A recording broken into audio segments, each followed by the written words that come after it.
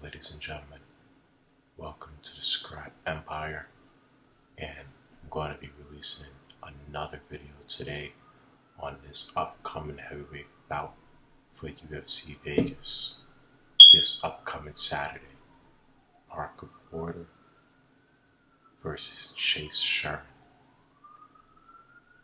Now, both guys in the heavyweight division with experience, class, honor, and they're coming to take what they deserve, which is a victory. And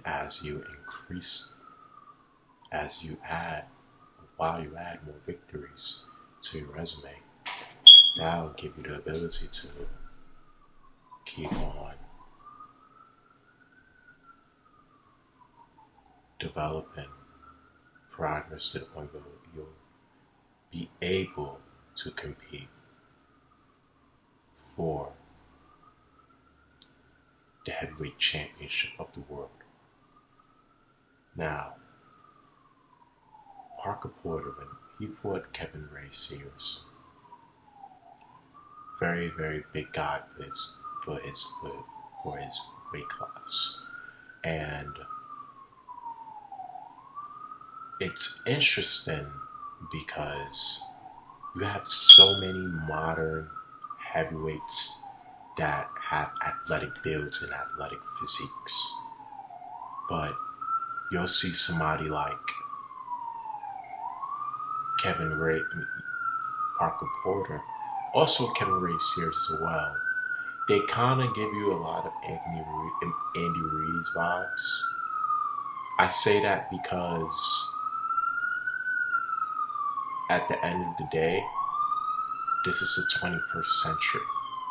And in the 21st century that we're living in today, you have so many I'm talking about from a perception standpoint, from a superficial standpoint, so many fighters who look excellent, like in terms of physique-wise, right? And like Francis Ngannou, Raja Shark,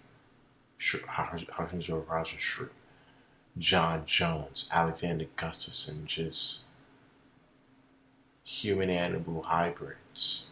These guys can literally play any sport in the world if they decided to. But for some reason, they chose the greatest sport in the world, and that's mixed martial arts. Right? Now, Parker Porter is... He throws slow, which there's nothing wrong with throwing slow. There's nothing wrong with throwing slow. But he throws that's just his style. Okay, no problem. But he likes to get to the ground. He likes to get near the ground, and he wants to submit you. He wants to cause a lot of trouble while he's on the ground. Right? And that's something that's something you have to be aware of. Right? And you have big guys like who are just big, just filled with mass, right? It's not so much that they hit hard, but they're so wide and big. So when they grab you, it's like all the body mass is just going to fly. It's going to stick onto you just because they're so big. And that's exactly what he did to Kevin Ray Sears, who was also a big guy, similar to Parker Porter.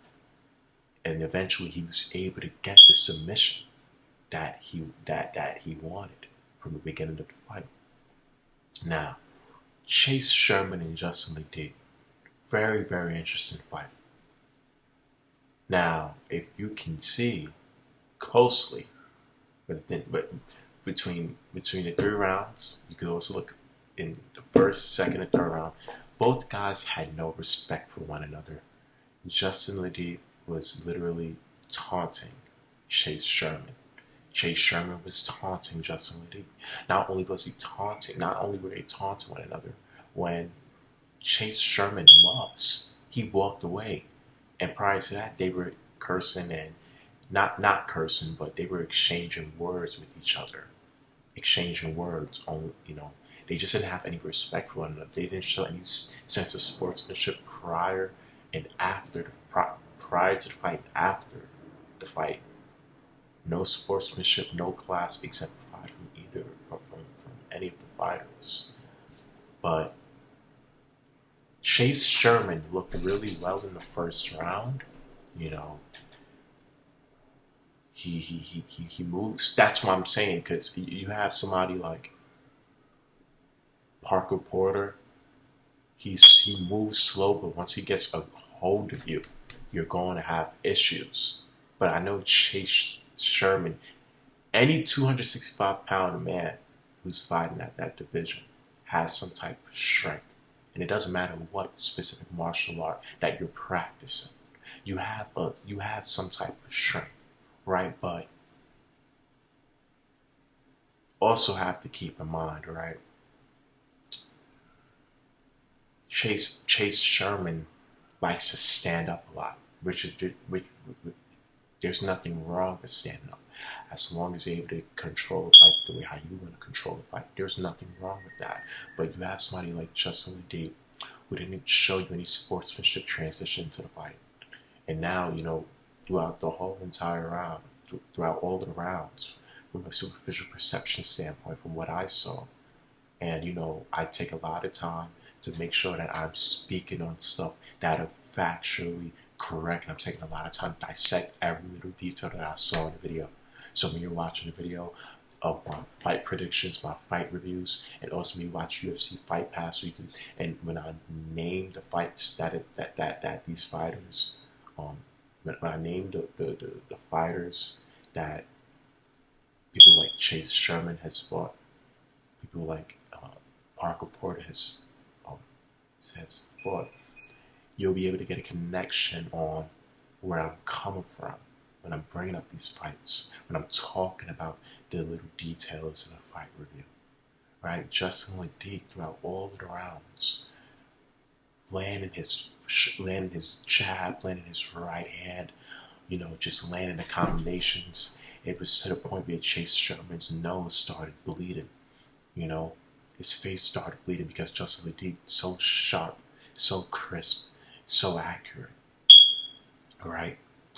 But at the same time, it wasn't like Chase Sherman got knocked out. But again, just because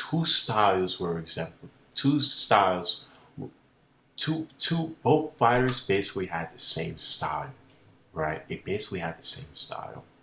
However, it was really a matter of which style was going to be the best that night, because it wasn't like Chase Sherman is a natural wrestler, Justin Lee is a natural boxer, Justin Lee is a natural Brazilian Jiu-Jitsu artist, and Chase Sherman is a Muay Thai.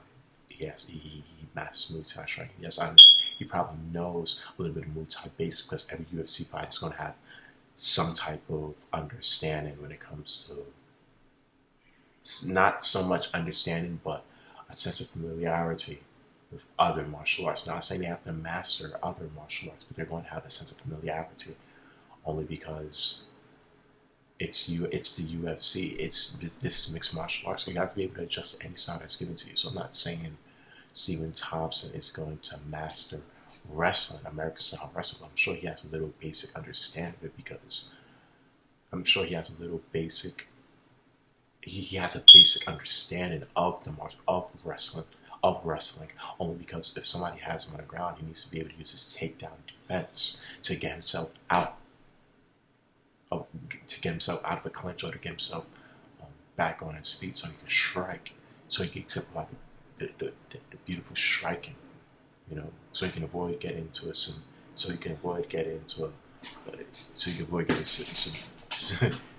getting submitted, right? Now,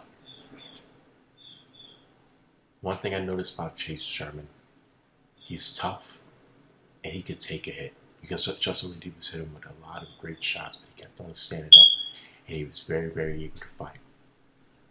Only problem is, I like that. I think that's incredible that you have the heart, you have determination. But at the end of the day, I want you to have the heart. I want you to have the determination. But we still need to get those victories, and we still need to get those W's.